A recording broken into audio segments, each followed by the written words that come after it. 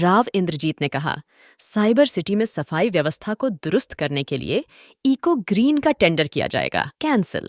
लोकसभा चुनाव से पूर्व प्रदेश सरकार से रखी थी मांग। गुरुग्राम में जाट कल्याण सभा के भूमि पूजन कार्यक्रम को बतौर मुख्य अतिथि पहुंचे थे केंद्रीय मंत्री। राज्यसभा सांसद सुभाष बराला ने की कार्यक्रम की अध्यक्षता।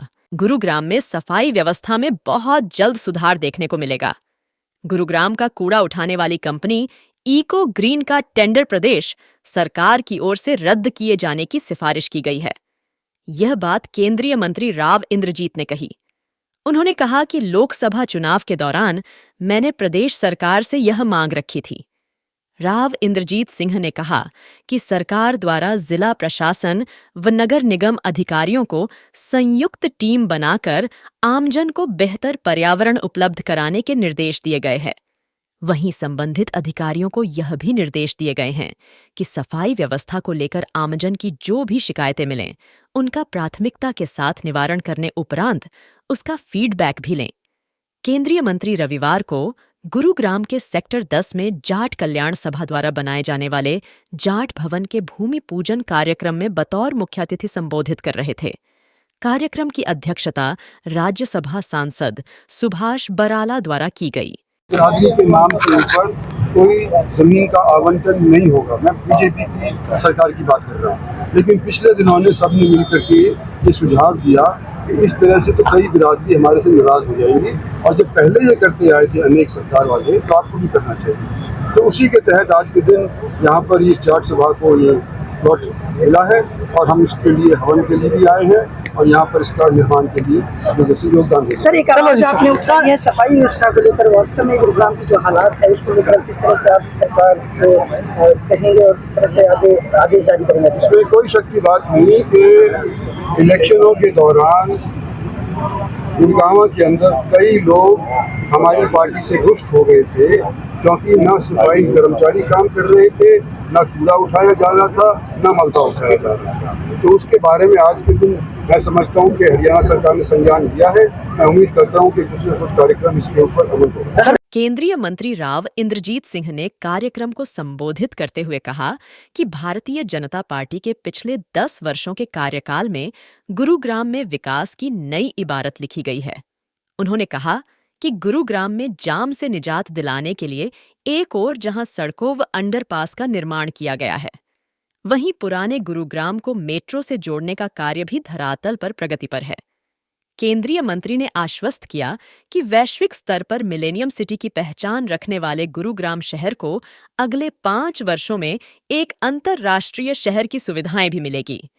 कार्यक्रम के दौरान उन्होंने जाट कल्याण सभा के प्रयासों की सराहना करते हुए कहा कि इस तरह के सामूहिक प्रयासों से ही समाज आगे बढ़ता है, जिससे अन्य लोगों को भी प्रेरणा मिलती है। केंद्रीय मंत्री ने इस अवसर पर भवन निर्माण में आर्थिक रूप से सहयोग करने वाले गणमान्य को मोमेंटो देकर सम्मानित भी किया। यहाँ जाट कल्याण सभा सालों साल से यहाँ गुरुग्राम के सभी सामाजिक वर्गों के कल्याण के लिए काम करती आ रही है। ये लगभग 30 साल पहले जब ये संस्था खड़ी हुई, उस समय संस्था के पदाधिकारियों ने एक ही सपना संजोया था कि समाज का सहयोग लेकर के और हम ज़रूरतमंदों की मदद के लिए काम करेंगे। और ये धीरे धीरे आज 2024 में इस संस्था के लिए वो समय आया है कि आज करोड़ों की लागत से यहाँ समाज के सभी वर्गों की कार्यक्रम हो सकें। इस प्रकार का एक बहुत सुंदर सभी व्यवस्थाओं से सुसज्जित एक भवन बनाने का कार्य यहाँ पर आज शुभारंभ हुआ है, जिसका आज भूमि पूजन हुआ है। मैं संस्था के अध्यक्ष प्रीतम जी और इनके सभी पदाधिकारियों को बहुत बहुत बधाई और भविष्य के लिए शुभकामनाएं देता हूँ। सर, लोकसभा चुनाव में कहा जा रहा था जाट समाज से बीजेपी को नाराजगी का सामना करना, इसके बाद क्या? देखिए, कहीं नाराजगी नहीं होती किसी समाज विशेष। ये अलग बात है कि किसी को आ जाती भी जाती हैं। समाज सभी वर्गों ने जाट वर्ग समेत भारतीय जनता पार्टी का हमेशा साथ दिया है और भविष्य में भी साथ देगा। लोकसभा चुनाव देश में हुआ है सर, हरियाणा चुनाव मूड पे अभी भी है।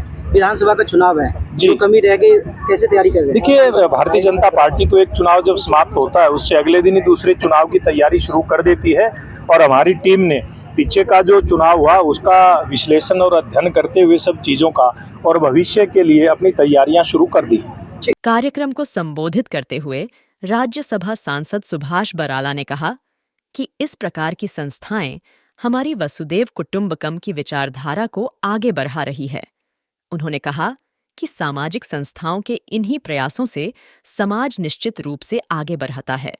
उन्होंने कहा कि देश में हरियाणा ऐसा पहला प्रदेश है जहां सामाजिक समरसता के प्रतीक सभी वर्गों के महापुरुषों की जयंती को सरकार के स्तर पर मनाया जाता है। उन्होंने कहा कि सरकार के स्तर पर सामाजिक संस्थाओं को सहयोग करने में निश्चित रूप से सरकार के स्तर पर प्रभावी कदम उठाए गए हैं।